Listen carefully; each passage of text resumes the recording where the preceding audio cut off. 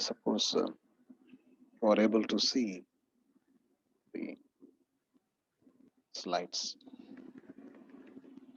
So up to here we have seen. Now we are going to see another very important concept called configuration. What is the importance of studying this configuration? See, the optical activity or optical isomers, they show difference only in the turning of the plane polarized light either towards right or towards left. But that doesn't speak of the actual configuration of the molecule. Look at the first reaction. We are taking this particular compound, which has a hydrogen, an ethyl group, and a methyl group. 1, 2, 3, 4, 5. There are 5 carbon atoms, and one side there is an alcoholic group. And when I make this particular compound react with hydrochloric acid, the OH group on the left is replaced by chlorine. When it is oxidized, this CH2COH, this alcoholic group is getting oxidized to carboxylic acid group. See, in all these cases, the main functional group remains at the left hand side. See, chloride group, alcohol group, carboxylic acid group. So all these three compounds have similar configuration, because what actually taken place during these two reactions is simply the change of the functional group on the left hand side carbon. So there is no bond breaking. This bond is not broken. So the chirality, the chiral carbon, the 4 bonds are not broken, only a small conversion.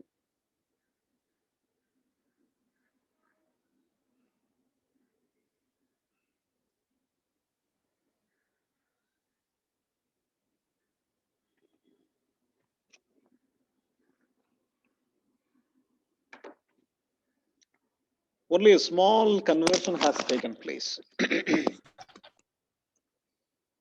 So similar configuration, but if you look at the optical rotation depends upon these groups. So the direction and the extent of optical rotation may be different, but the configuration is retained.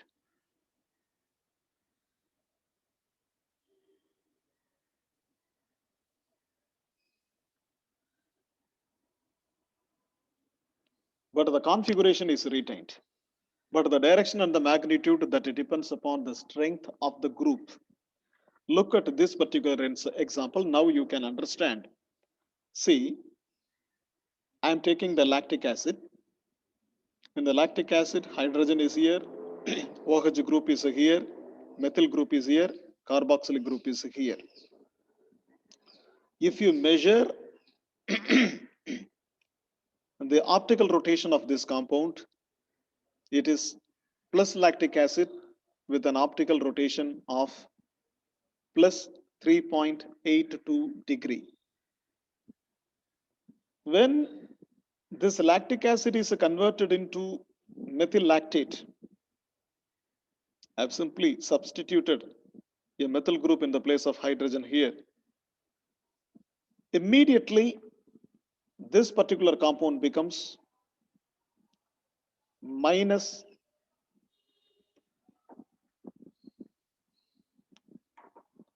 8.25 degree, minus methyl lactate.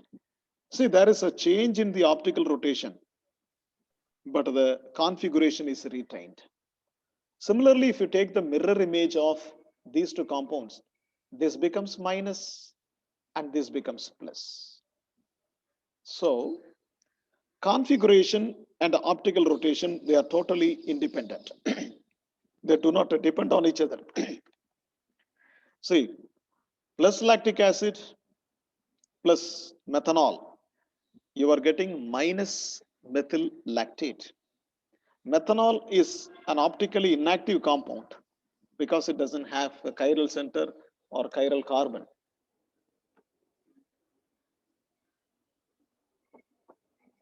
Doesn't have chiral center or chiral carbon. Hence, it is very difficult to assign the configuration of enantiomers on the basis of rotation alone. You cannot consider the optical rotation alone to fix the configuration of enantiomers. In order to avoid this confusion, Emil Fischer, he formed a configuration representation using glyceraldehyde as a standard. Look at the first glyceraldehyde. This carbon is the asymmetric carbon connected to 4 different groups. In one side, CH2OH. On the other side, an aldehyde group. On the right hand side, a OH group. And on the left hand side, a hydrogen.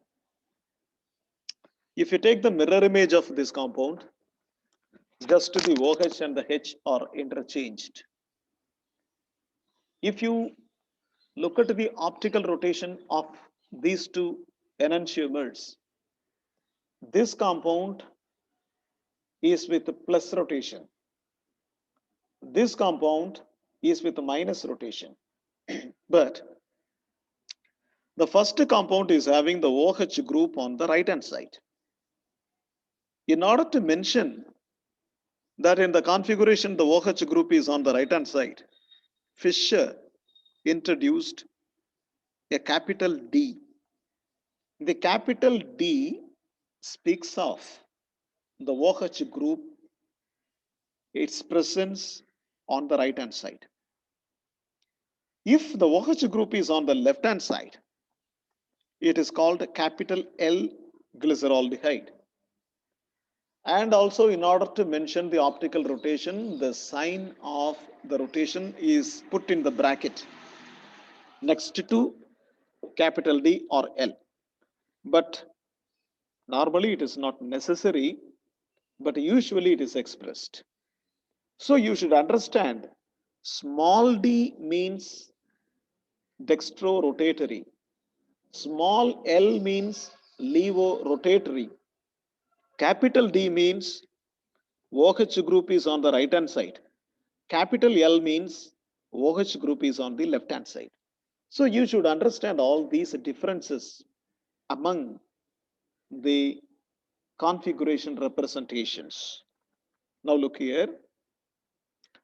This is D plus glyceraldehyde because the optical rotation is plus and OH group is present on the right hand side.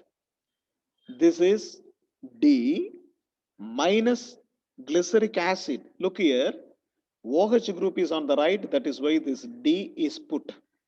But glyceric acid with this configuration shows negative rotation of the plane polarized light. That is why it is mentioned as D minus glyceraldehyde. If you, this is D minus lactic acid. This is D minus mandelic acid. Look here, this is L minus glyceraldehyde because OH group is on the left hand side. This is L plus alanine. Alanine is an amino acid. What is amino acid? An acid containing amino group also, in which amino group and the acid groups are present. L plus alanine. This is L minus phenylalanine. See, look at these two examples. Here, actually, this compound is not containing any OH group, but a group of preference, NH2 group. Taking the horizontal arm, comparing hydrogen and amino group, which group has more priority? The group with more priority is present on the left hand side. See, normally we started the discussion with the presence of the OH group and its a position. But generally speaking, you take the horizontal arm where the group of more priority where it is present, that is the generalized term. Comparing H and OH, OH is more preferred. Comparing H and NH2, NH2 is more preferred. Suppose if COOH is present here, then COOH is more preferred. So this is how the D and L configurations are made. Now the procedure for assigning D and L configuration. First, orient the molecule so that the main carbon chain is vertical. Second,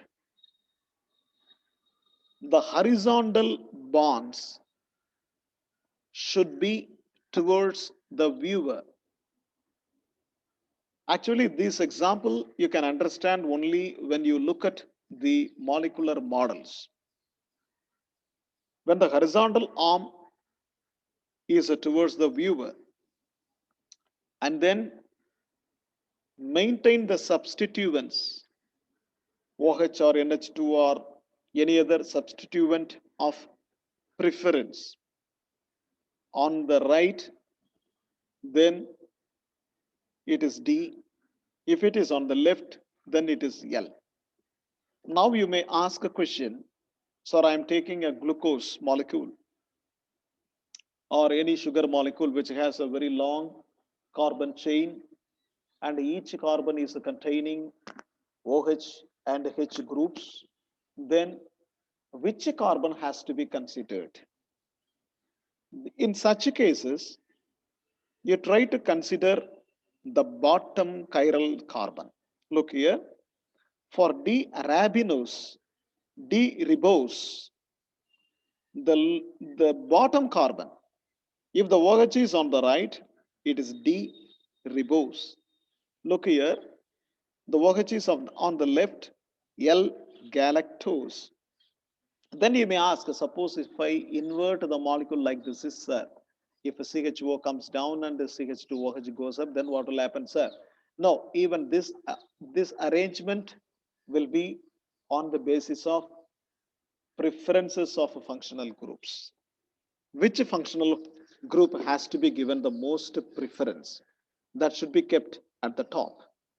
Then you have to keep the carbon chain vertical, and from there the bottommost chiral carbon. Look at the bottommost chiral carbon where the OH is present. Then you check whether it is present on the right hand side or left hand side, and accordingly you can name D or L. Tomorrow I will show you some of the models so that you can clearly understand. So that this DL nomenclature indicates the configuration at only one chiral center. It is not speaking of any other chiral center which is present. A molecule need not have only one chiral center, it may have any number of chiral centers. But DL nomenclature, it speaks of any one of the chiral centers. What about the configuration in all other chiral centers, and what are the positions of various groups in the other chiral centers? It is not satisfactorily explained by this DL nomenclature. So we are going for another type of representation of the configuration, which is called RS notation. You have to watch very closely. For RS notation, first you have to follow a sequence rule. We are going to number the substituents according to a priority, and the priority is based upon atomic number. First, look at that particular element which is directly connected to the chiral carbon. If it has the highest atomic number, mark it 1. Then the next highest, the next atomic number in decreasing order, mark 2. Similarly, you can go up to 4, because a chiral center will have only four bonds with 4 groups, and in the each group a particular atom is connected. You note down the atomic number of that atom, then you number 1, 2, 3, 4 in the decreasing order of atomic numbers. Suppose isotopes are attached, then mass number should be considered. Now look here, if iodine, bromine, chlorine, SH group, fluorine, OH, NH3, deuterium, hydrogen, they are all given the preferences in this decreasing order according to atomic number. Because atomic number of iodine is the highest, then bromine, then chlorine, then sulfur. It is not SH group, then sulfur, because sulfur is getting attached, then fluorine, then oxygen, then nitrogen. Now, if you look at this deuterium and hydrogen, both are having the same atomic number 1, but deuterium has a higher mass number.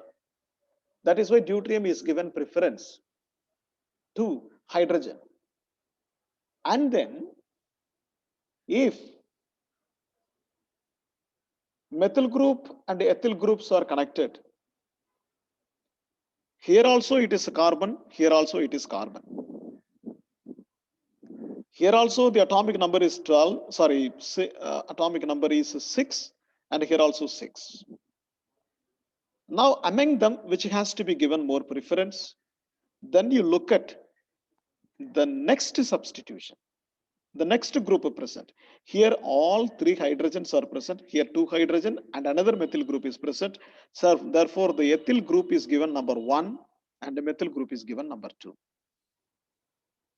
So that is why, look here, a carbon connected to 2 more methyl groups, a carbon connected to 2 more carbons, but in a linear form, 1 methyl group alone, 2 hydrogens. So the preferential order is like this. Now look here, if an ethoxy group is attached and a hydroxy group is attached, in both the things oxygen has the same atomic number, but look at this oxygen, it is attached to an ethyl group, but here it is attached to a hydrogen. So ethoxy group has to be given more preference than OH group.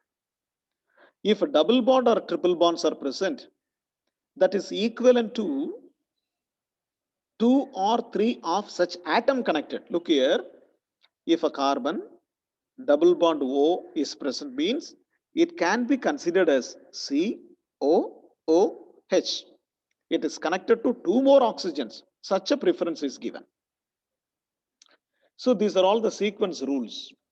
Then what you are doing, you are numbering these components, and as a whole molecule, you are rotating the molecule in such a way that the group with the least preference goes back. Look here. Look at this example.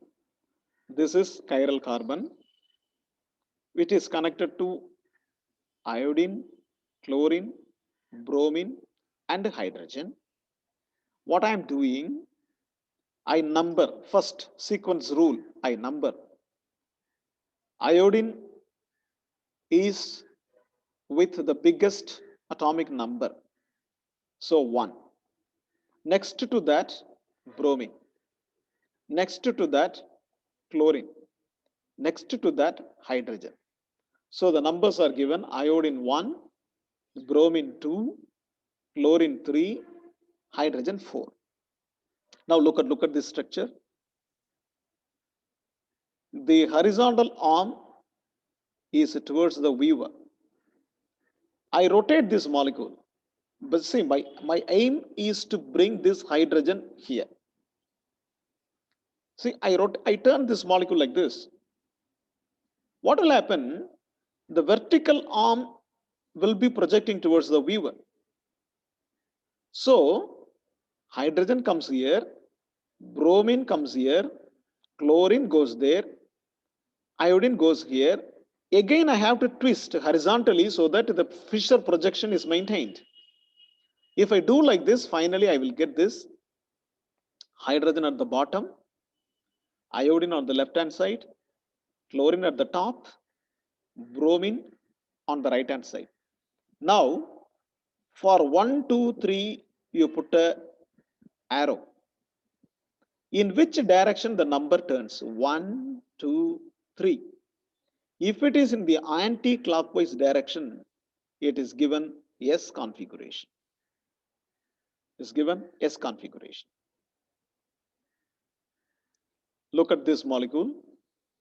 One side it is NH2, on the other side an ester group, on another side COOH, and at the top hydrogen.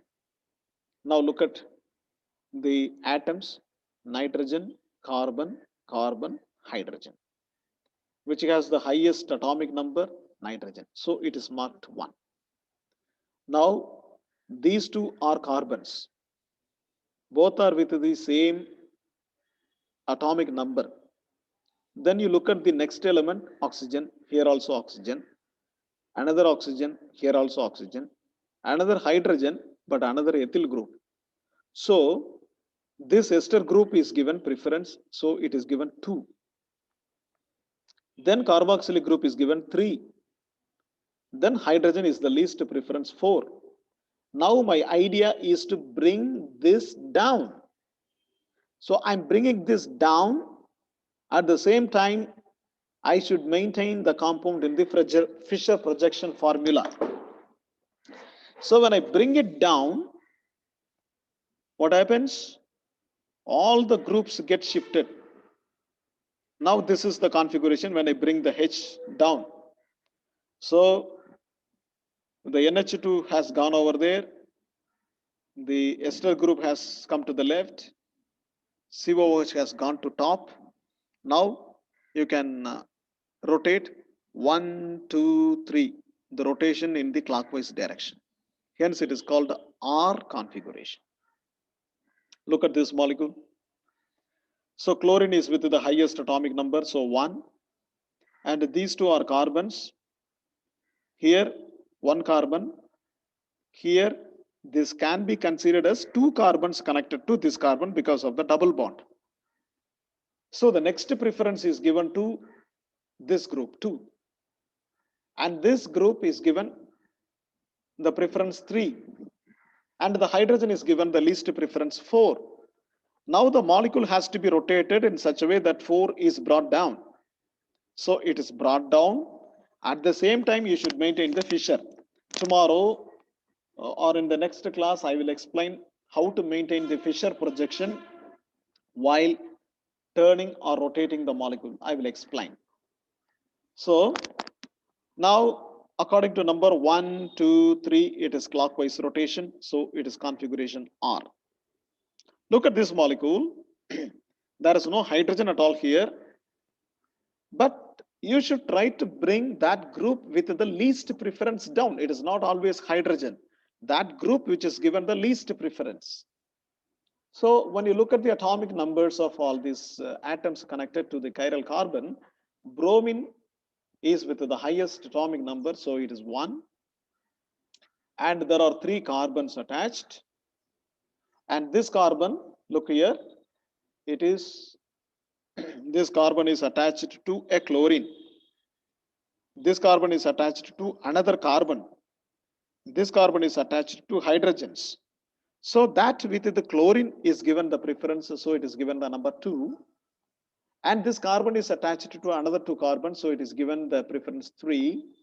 Whereas this carbon is attached to 3 hydrogens, so it is given the preference 4. So what happens? Already the least preference is at the bottom. So it is 1, 2, 3, anti-clockwise rotation. So it is given S, configuration S. So this is about the RS notations. If you do not understand, don't worry. I will explain later with the models, then you will understand. Look here. Now we are going to discuss compounds with 2 asymmetric centers. See, if you look at this carbon, it is attached to a methyl group, a hydrogen, a chlorine, and yet another group. The entire group can be considered, the entire asymmetric carbon and its 3 other groups can be considered as a one big group. Now, here it is chlorine, here it is OH. So it is called a dissimilar chiral carbon. If you look here, similarly 2 chiral carbons are there, but the groups are similar. Here also OH, here also OH, here is H, here is H, here is COH, here is COH. So these 2 carbons are called similar chiral carbons. Whereas if you look at here is CH3, here is CH3, here is H, here is H, but here is chlorine and here is OH. This is called a dissimilar chiral carbons. Now if you look at here, this is a compound and its mirror image. CH3, CH3, OH, Cl, H, and because of the mirror image, OH has come here, Cl, H, CH3, CH3. These 2 compounds are mirror images. Therefore, they are called enantiomers. Let us name them 1, 2. This is 1, this is 2.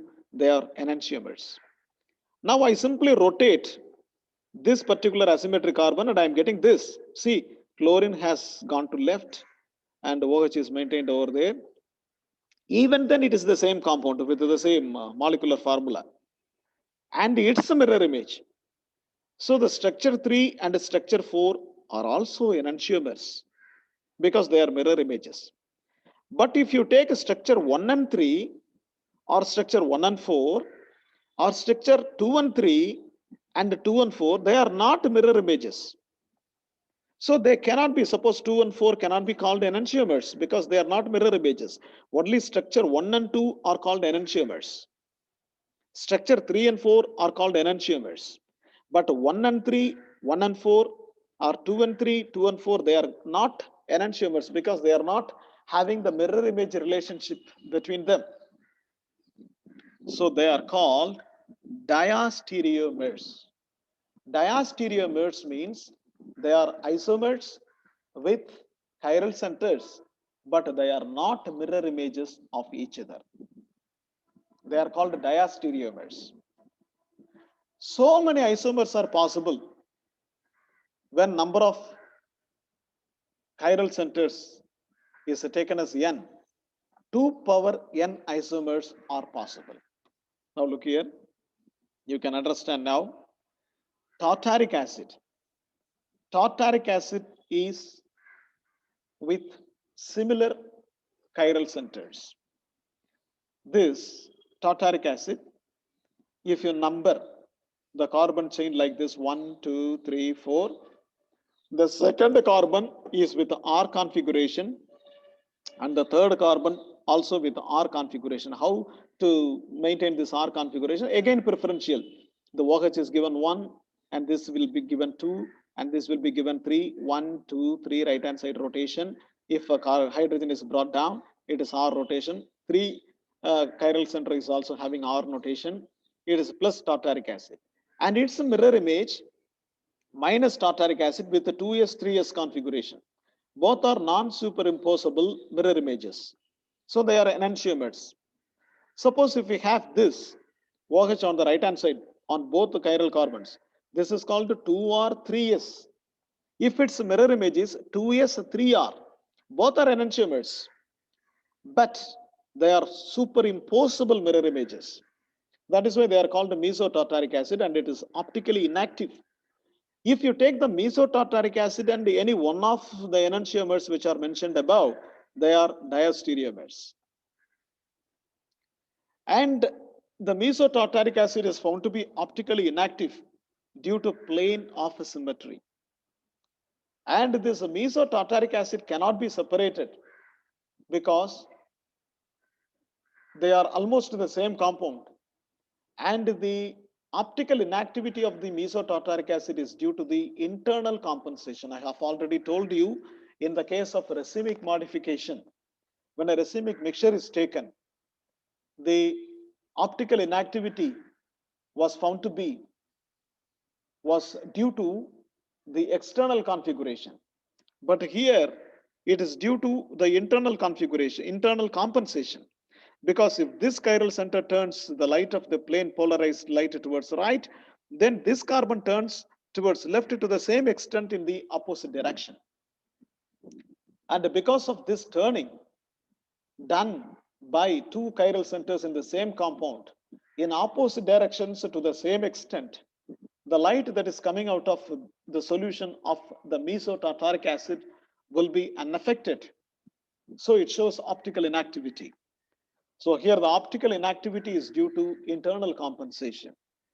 Optical inactivity in the case of racemic modification is due to external compensation. Now, what are the characteristics of diastereomers? They have different physical properties. They may or may not be optically active. They are similar but not identical. They have similar but not identical chemical properties. And the diastereomers cannot be separated from one another. Now, the distinction between diastereomers and enantiomers. First point, diastereomers, they do not have mirror image relationship, whereas enantiomers have mirror image relationship. Diastereomers will have different physical properties. Enantiomers will have similar physical properties. Diastereomers can be separated. Enantiomers cannot be separated. Diastereomers may have or rotation in the same direction but a different extent. But enantiomers will have rotation in the opposite directions. Diastereomers may or may not be optically active, whereas enantiomers are essentially be optically active. So these are the differences between diastereomers and enantiomers.